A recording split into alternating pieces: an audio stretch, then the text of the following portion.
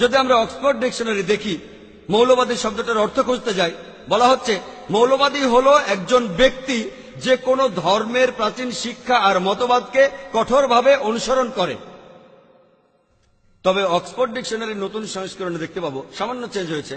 নতুন সংস্করণ বলছে যে মৌলবাদী হলো একজন ব্যক্তি যে কোনো ধর্মের প্রাচীন শিক্ষা বা মতবাদকে কঠোরভাবে মেনে চলে, বিশেষ করে ইসলাম।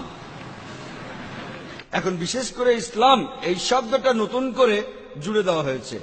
যখনই মুসলমান শব্দটা শুনবেন আপনি ভাববেন যে সে মৌলবাদী, সে চরমপন্থী, সে সন্ত্রাসী। আর অনেক মুসলমানকে দেখবেন তারা বলবে আমি মৌলবাদী না, আমি চরমপন্থী না।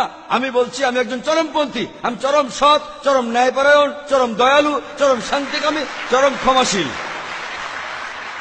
জানি না এখানে অপরাধ কি যদি আমি চরম ন্যায়পরায়ণ হই, চরম সৎ হই, চরম দয়ালু হই, ক্ষমাশীল হই। মাঝে মধ্যে হলে চলবে না। যখন আপনার সুবিধা হবে তখন ন্যায়পরায়ণ হবেন, আর সুবিধা না থাকলে হবেন না। আপনাকে চরম ন্যায়পরায়ণ হতে হবে, কোরআন সেটাই বলছে। আমাদের ধর্মীয় গ্রন্থ সর্বশক্তিমান আল্লাহর বাণী আমাদের পুরোপুরি ন্যায়বান হতে বলছে। আংশিকভাবে ন্যায়বান হলে চলবে না। যখন আমার দরকার সে সময় ন্যায় বিচারের কথা, অন্য সময় না। তাহলে সমস্যা কোথায়? আমি পৃথিবীর সব মানুষকে প্রশ্ন করতে চাই, আমাকে বলতে পারবেন চরম সৎ হওয়া অন্যায়, চরম ন্যায়বান হওয়া অন্যায়, চরম শান্তিকামী হওয়া অন্যায়? আমাদের চরমপন্থী হতে হবে, তবে সেটা হবে সঠিক পথে।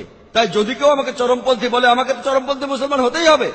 চরমপন্থী মুসলমান হলেই একজন ভালো মুসলমান হতে পারবো, না হলে হতে পারবো না। আমি জানি এই শব্দটার অর্থ এখন অনেক রকম করা হচ্ছে, সংজ্ঞা সবসময় বদলাতে থাকে। এখন আমাদের টেবিলটা উল্টা দিতে হবে।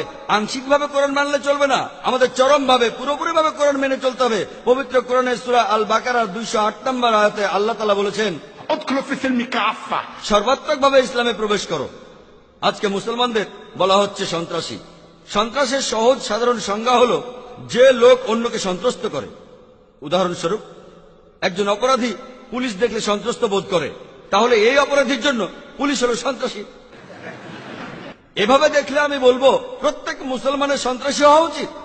যখন কোন অপরাধী কোন মুসলমানকে দেখবে সে সন্ত্রস্ত হবে, যখনই কোন ধর্ষক কোন মুসলমানকে দেখবে সে সন্ত্রস্ত হবে, কোন ডাকাত যদি মুসলমানকে দেখে সে সন্ত্রস্ত হবে, কোন সমাজবিরোধী লোক মুসলমানকে দেখলে সন্ত্রস্ত হবে। এ কথাই বলা হয়েছে পবিত্র কোরআনে সূরা আনফালের 60 নম্বর আয়াতে, এত দ্বারা তোমরা সন্ত্রস্ত করিবে আল্লাহর শত্রুকে। যে লোকগুলো নিরীহ মানুষদের মারে, যারা মানবতার বিরুদ্ধে, কোরআন বলছে তাদের মনের মধ্যে ভয় সৃষ্টি করো। আমি জানি যে সাধারণভাবে সন্ত্রাস শব্দটার অর্থ নিরীহ মানুষকে সন্ত্রস্ত করা। এভাবে দেখলে কোন মুসলমানেরই উচিত না নিরীহ মানুষকে সন্ত্রস্ত করা। ইসলামে এটা নিষিদ্ধ আছে। নিশ্চিতভাবে বলা যায় কোনো দ্বিধা ছাড়াই যে সন্ত্রাস শুধুমাত্র মুসলমানদের সম্পত্তি নয়। শুধু সেটাই নয়, এই সন্ত্রাসের ব্যাপারে মুসলমানদের তেমন কোনো কৃতিত্বই নেই। ইসলামেও এটার অনুমোদন দেওয়া হয়নি। ইসলামে এটা নিষেধ করা আছে। আমি বিভিন্ন ধর্মের একজন ছাত্র হিসেবে কথা বলতে পারবো না যে সব ধর্মই বলে আপনি নিরীহ মানুষকে হত্যা করবেন না। তবে এটা নিশ্চিতভাবে বলতে পারে যে বেশিরভাগ ধর্মই, এই ধর্মগুলির বেশিরভাগই ধর্মগ্রন্থগুলো পড়লে জানতে পারবেন যে নিরীহ কোনো মানুষকে হত্যা করা উচিত না। আর এই সবগুলো ধর্মের লিডার হলো ইসলাম। ইসলাম বলছে পবিত্র কোরআনের সূরা আল মাইদার 32 নম্বর আয়াতে আছে, শুরুতেই কোরআনের যে তেলাওয়াত আপনারা শুনেছিলেন, বলা হয়েছে যে যদি কোনো মানুষ, হোক সে মুসলিম বা অমুসলিম, অন্য কোনো মানুষকে হত্যা করে, হোক সে মুসলিম বা অমুসলিম, তাহলে সে যেন পুরো পৃথিবীর মানুষকে হত্যা করলো। আমি অনেক ধর্মগ্রন্থের কথা জানি যেখানে বলা হয়েছে যে নিরীহ মানুষকে হত্যা করা উচিত না। তবে কোরআন শুধু একথাই বলছে না, কোরআন বলছে যদি কেউ অন্য কোনো মানুষকে হত্যা করে, আর সেটা যদি হত্যাকাণ্ডের অপরাধ বা দুর্নীতির অপরাধ অথবা দেশের বিশৃঙ্খলা তৈরির অপরাধ না হয়, তাহলে সে যেন পুরো মানব জাতিটাকে হত্যা করলো।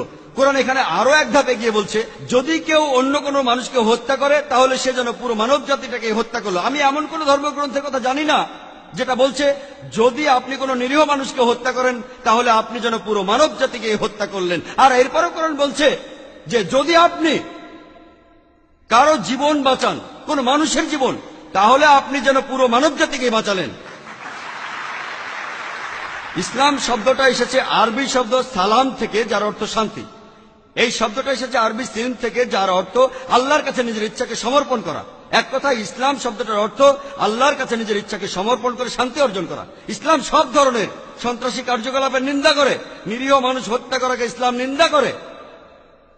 যাই হোক না কেন, হোক সেটা 9/11, সেই টুইন টাওয়ার অ্যাটাক, অথবা সেই 7ই জুলাই ইংল্যান্ডে 50 জনের বেশি মানুষ মারা গেছে, নিউ ইয়র্ক টাওয়ারে 3000-এর বেশি মানুষ মারা গেছে, লন্ডনের বোম ব্লাস্টে 50 জনের বেশি মারা গেছে, অথবা 93 সালের সিরিয়াল বোম ব্লাস্ট বোম্বেতে, সেখানে 250 জনের বেশি মারা গেছে। যে বোমাগুলো রিসেন্টলি ফেটেছে 2006-এর 11 জুলাই, সেখানে 200-এরও বেশি মানুষ মারা গেছে। এগুলো সব নিন্দনীয়, সব নিষিদ্ধ।